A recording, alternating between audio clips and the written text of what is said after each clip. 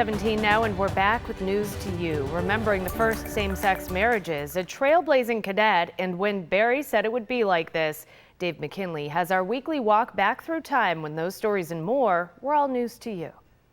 10 years ago this week, when the historically aligned canals at Canalside still looked like this, the Hofbrauhaus announced plans to come to Buffalo, and New York remained the only state in the nation with a ban on mixed martial arts, a prohibition it would lift 2 years after this week in 2014. 20 years ago this week. It is a day that few thought they would ever see. When Massachusetts became the first state to legalize gay marriage, New York, leaders of which often boast of leading the way, wouldn't follow suit for another 7 years. The Buffalo News had a new look after a $40 million investment in new printers, which are now silent as the paper is now printed in Cleveland.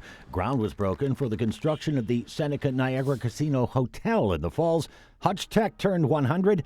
We lost Tony Randall at the age of 84, and the last episode of Frasier aired this week in 2004.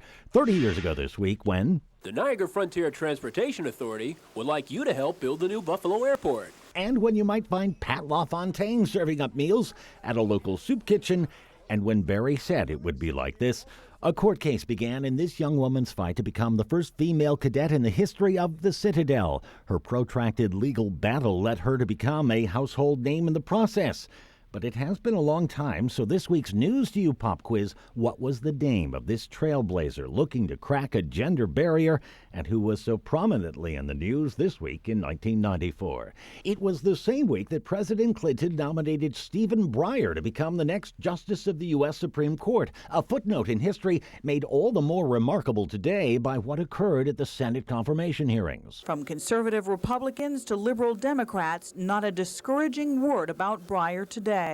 It is 3 decades later, and we would note such bipartisanship, especially when it comes to judicial nominations, has virtually disappeared. 40 years ago this week, when Lindy Ruff wasn't coaching the Sabres but still playing for them, the Maine Buffalo Post Office had a new machine that could sort mail at 28,000 pieces per hour, utilizing something new called a barcode. Larry Norton piloted the morning airwaves on 97 Rock, and the late state assemblyman Bill Hoyt was working to establish a bike path along Scajaquada Creek to connect the Niagara River to Delaware Park, where today Hoyt Lake is named in his honor for the work he did back in the days when this was all news to you. Thank you, Dave. Here's the answer to this week's News to You pop quiz. The young woman who sued to gain admission to the Citadel was Shannon Faulkner. She won her court case but dropped out just days after becoming the school's first female cadet. She later became a teacher. Faulkner still blazed a trail, though, for other young women because as of today, 15% of the Citadel's cadets are female.